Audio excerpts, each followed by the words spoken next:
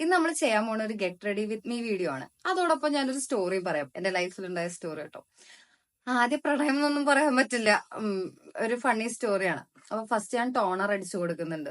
ഇപ്പൊ എന്നെ ഫോളോ ചെയ്യുന്നവർക്കാണെങ്കിൽ അറിയാം ഈ ടോണറിന്റെ കഥ. ഇത് ഞാൻ ആദ്യം ഒരുപാട് പ്രതീക്ഷയോടെ വാങ്ങിച്ചൊരു ടോണറാണ്.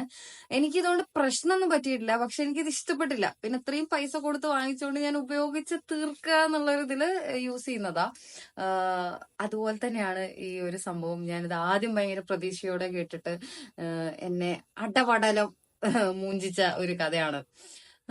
അപ്പോ നമ്മുടെ സ്കൂള് പഠിക്കുമ്പോഴുള്ള കാര്യം കേട്ടോ, അല്ലാണ്ട് റീസെന്റ് ഒന്നല്ല. എനിക്ക് ഒരുപാട് പ്രണയങ്ങളുള്ള ഒരാളായിരുന്നു, പക്ഷെ ഇത് പണ്ടത്തെ കഥ. അപ്പൊ എല്ലാ സ്കൂളിലും കാണുമല്ലോ, ലൈക്ക് കുറച്ച് ഇമ്പോർട്ടന്റ് ആയിട്ട്, അല്ലെങ്കിൽ അവിടുത്തെ മെയിൻ ഗേൾസിനും ബോയ്സിലും ഒക്കെ അങ്ങനെ ഒരു മെയിൻ ഗ്യാങ് ഉണ്ടാവും.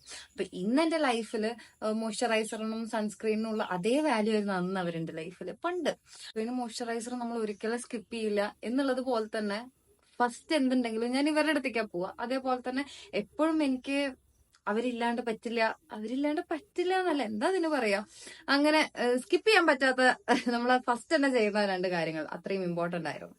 അതായത് എനിക്ക് എന്താണെന്നറിയില്ല, എനിക്ക് അവരോട് ഭയങ്കര ഇഷ്ടം, അല്ലെങ്കിൽ എപ്പോഴും ആ ഗ്യാങ്ങിലാവാൻ കോൺസ്റ്റന്റ്ലി ശ്രമിച്ചിരുന്നു. അല്ലെങ്കിൽ ഒരു പീപ്പിൾ പ്ലീസിങ് വ്യക്തി ആയിരുന്നു ഞാൻ പണ്ട് ഒരുപാട് പണ്ട്.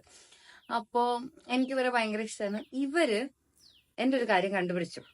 ആക്ച്വലി ഞാന് ഈ പറയലില്ലേ, കൺസീൽ എന്റെ ഡാർക്ക് സർക്കിൾസ് ആണെങ്കിലും ഞാനിവിടെ കൺസീൽ ചെയ്യല് CC ക്രീം വെച്ചിട്ടാണ്, ലാക്മിയുടെ 9 to 5 CC ക്രീം വെച്ചിട്ട്. അപ്പൊ നമുക്ക് പ്രോപ്പർ ഒരു കൺസീലറിന്റെ ഒരു കവറേജ് ഒന്നും കിട്ടില്ല ഇതിന്, പക്ഷെ എന്നാലും എനിക്കിത് മതി എന്നുള്ള പോലെ. അതുകൊണ്ട് തന്നെ എനിക്ക് ആ സമയത്ത് ഉണ്ടായിരുന്ന ഒരു ചെറിയ ക്രഷ് ഞാൻ ഇതുപോലത്തെ ഒരു അധികം കവറേജ് ഇല്ലാത്ത രീതിയിലായിരിക്കും കൺസീൽ ചെയ്ത് വെച്ച്. ഇവരിത് കണ്ടുപിടിച്ചു. അത് എങ്ങനെയാന്ന് എനിക്കറിയില്ല.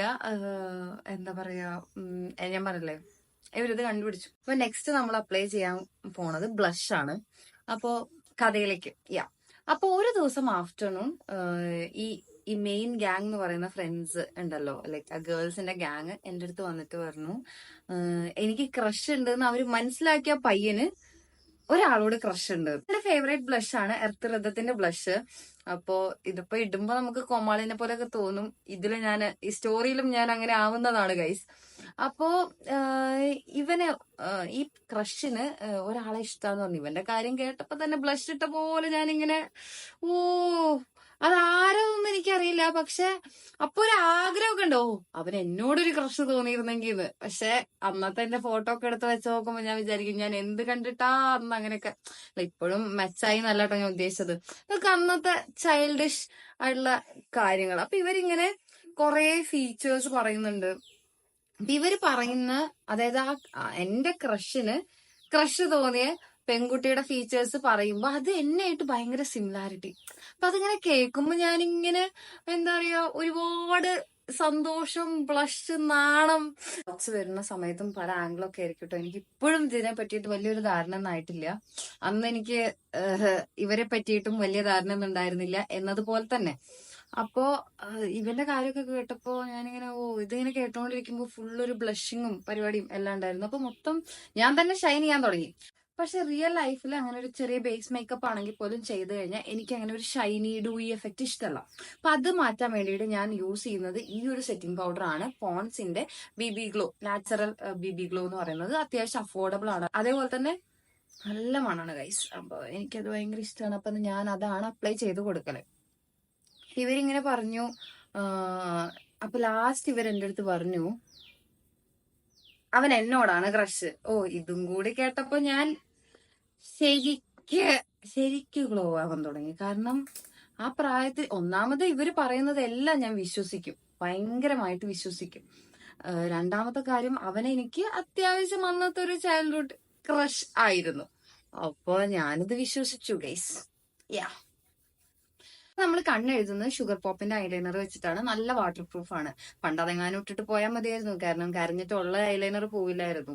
അപ്പൊ ഇവരിത് എന്റെ അടുത്ത് പറയുന്നത് ഒരു ഇന്റർവെല്ലിനാണ്. എന്നിട്ട് ഇവരെന്റെ അടുത്ത് ചോദിക്കാണ്, നിന്റെ അടുത്താണ്. എന്നിട്ട് ലാസ്റ്റ് ഇവര് പറഞ്ഞു എന്റെ അടുത്താണ് അവന് ക്രഷ് എന്ന്. എന്നിട്ട് എന്റെ അടുത്ത് ചോദിക്കുക, നിനക്ക് അവന് ഇഷ്ടാണോ? അപ്പോ ഞാനിങ്ങനെ ആദ്യം ഞാനൊന്നും പറഞ്ഞില്ല, പിന്നെ ഞാൻ സമ്മതിച്ചു.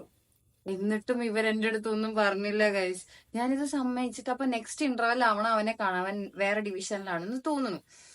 അപ്പോ നെക്സ്റ്റ് ഇന്റർവെല് ആയിട്ട് ഞാൻ ഇവന്റെ അടുത്തേക്ക് പോവാണ്. ഞാൻ മസ്കാര ഇട്ട് കൊടുക്കുന്നുണ്ട്. നോർമലി ഞാൻ മസ്കാര ഇട്ട് കൊടുക്കലില്ല. ഇത് നൈക്കയുടെ മസ്കാരയാണ്. എനിക്ക് അത്ര വലിയ ഇഷ്ടപ്പെട്ടൊന്നുമില്ല. പക്ഷെ ഇന്ന് ഞാൻ ഇട്ട് കൊടുക്കുന്നുണ്ട്. അന്ന് ഇതേപോലെ ആയിരുന്നു. അവനെ കാണാൻ പോകുന്നതിന്റെ മുന്നേ ഭയങ്കര ഒരുക്കായിരുന്നു. അപ്പൊ ഒരു സാധനം ഉണ്ടാവുമല്ലോ, ഒരു വാവ് ഫീലിംഗ്. അതിൽ ഞാൻ ഭയങ്കരമായിട്ട് ഒരുങ്ങിയിട്ടൊക്കെയാണ് അവനെ കാണാൻ പോകുന്നത്. അവനെ ഞാൻ കാണാൻ പോകുന്നു, അവന്റെ അടുത്ത് എന്തോ ചോദിക്കുന്നു, അവൻ ഈ സംഭവം ഒന്നും അറിഞ്ഞില്ല എന്ന് ഞാൻ മനസ്സിലാക്കുന്നു. അപ്പോഴാണ് എനിക്ക് മനസ്സിലായത് എന്ത്, ഇവരെന്നെ പറ്റിച്ചതാണ്. യെസ്, ഞാൻ പറ്റിക്കപ്പെട്ടു ഗൈസ്. ഞാൻ വഞ്ചിച്ചു. ഛേ, എന്നെ വഞ്ചിച്ചു ഗൈസ് അവർ.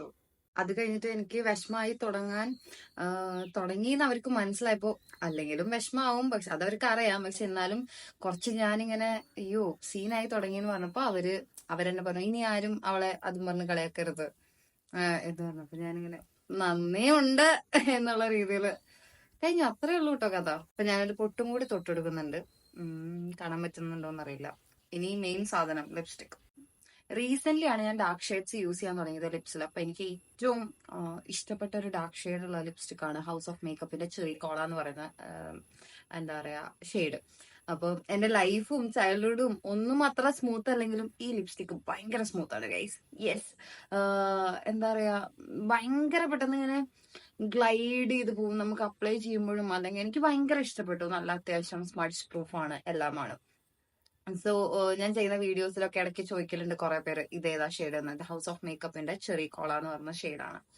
അപ്പൊ കഥ അത്രേ ഉള്ളൂ ഗൈസ്. എന്നെ അവര് ജസ്റ്റ് ഒന്ന് പ്രാങ്ക് ചെയ്തതാണ്. ഇന്നൊക്കെ പറയുകയാണെങ്കിൽ പ്രാങ്ക് ചെയ്തതാ.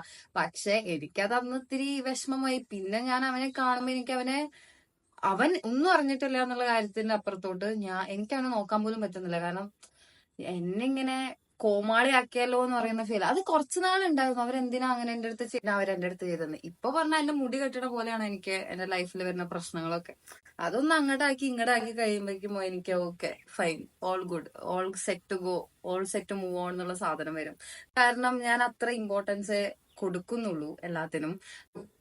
എഫേർട്ട്ലെസ് ആയിട്ട് തോന്നലുണ്ട്. കാരണം എന്തെങ്കിലും ഉണ്ടായാലും ഞാനത് പെട്ടെന്ന് okay fine, okay all good, good for you എന്ന് പറഞ്ഞിട്ട് ഞാൻ മൂവ് ഓൺ ചെയ്യും. പക്ഷെ പണ്ട് ചെറിയ കുട്ടിയാകുമ്പോ അത്ര ആയിരുന്നില്ല എന്ന് മാത്രം. പിന്നെ ഞാൻ പറഞ്ഞല്ലോ, എല്ലാരും മനുഷ്യരല്ലേ, എല്ലാവർക്കും തെറ്റ് പറ്റും. എല്ലാവർക്കും അടിപൊളിയായിട്ട് ചെയ്യാനൊന്നും പറ്റില്ല എല്ലാ കാര്യങ്ങളും. ഇപ്പൊ ഞാൻ ചെയ്ത മേക്കപ്പിനെ കണ്ടില്ല, ഇത് കുറെ തെറ്റുകൾ ഉണ്ടായിരിക്കും.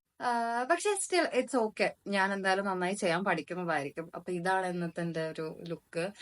അമ്മയുടെ ടോപ്പാണ് ഗൈസ്. അപ്പൊ ഇഷ്ടപ്പെട്ടെങ്കിൽ എന്തായാലും കമന്റ് ചെയ്യണം. പിന്നെ എത്ര പേര് സ്റ്റോറി കംപ്ലീറ്റ് കേട്ടു എന്ന് എനിക്കറിയില്ല കേട്ടോ, സ്കിപ്പ് ചെയ്യാണ്ട്. എന്തായാലും കേട്ടവരെല്ലാവരോടും താങ്ക് യു. കാരണം എന്താ വെച്ചാൽ അത് കേട്ടല്ലോ, ഞാൻ പറയാനുള്ളത് കേട്ടല്ലോ. അതേപോലെ മേക്കപ്പ് ഇഷ്ടപ്പെട്ടു, ലുക്ക് ഇഷ്ടപ്പെട്ടു വെച്ചാൽ നിങ്ങൾ എന്തായാലും കമന്റ് ചെയ്യണം. അപ്പൊ അത്രയേ ഉള്ളൂ. ബൈ.